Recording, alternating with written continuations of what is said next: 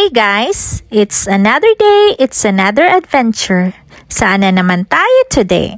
We are here in Lake Louise, one of the most popular lakes to visit in Banff National Park.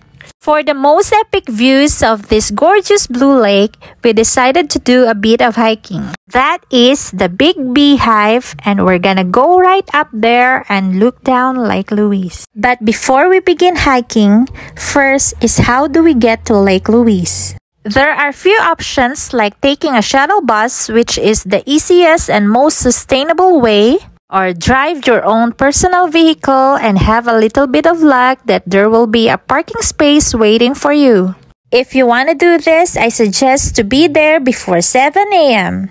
Parking fee is $21 Canadian per vehicle per day. The hike to Big Beehive begins from the northwest side of the lake. Just a short distance from the parking lot, we found the first trail sign, just after the bridge at the creek flowing out of the lake. From the starting point, the Big Beehive is approximately 5.2 kilometers long. The hike starts with an easy stroll on the paved path of Lake Louise. The first part of the hike to Big Beehive follows Lake Agnes Trail through the forest and up to the lakeside tea house. There's nothing notable on the trail until about 2 kilometers into the hike, when I get my first glimpse of the Lake Louise through a small opening in the forest. Continuing upwards through the forest, we eventually arrive at Mirror Lake. This tiny little alpine lake is a great place to stop and take a quick break.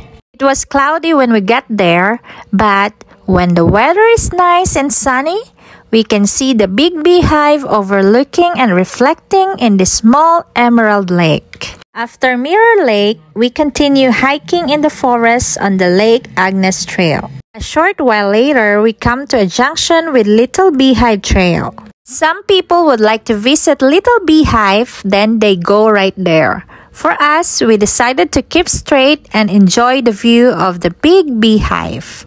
Soon we arrive at a pretty waterfall backed by the Big Beehive.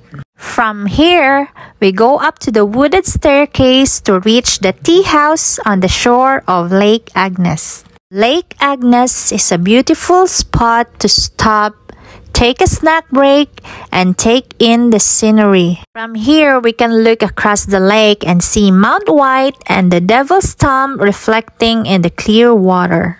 It looks like a peaceful scene, but chances are you'll be sharing the view with a lot of other people because it is quite popular. The next segment of the Big Beehive hike is far more scenic than the first, since Big Beehive Trail follows closely along the north shore of Lake Agnes. Once we reach the end of the lake, there are some large rocks to cross over. A lot of the rocks have flat tops, so traversing them isn't too difficult. Next up is the trail crosses a creek-covered slope at the west end of the lake. It was raining a night before we did this hike, that is why you see some snow in the mountain.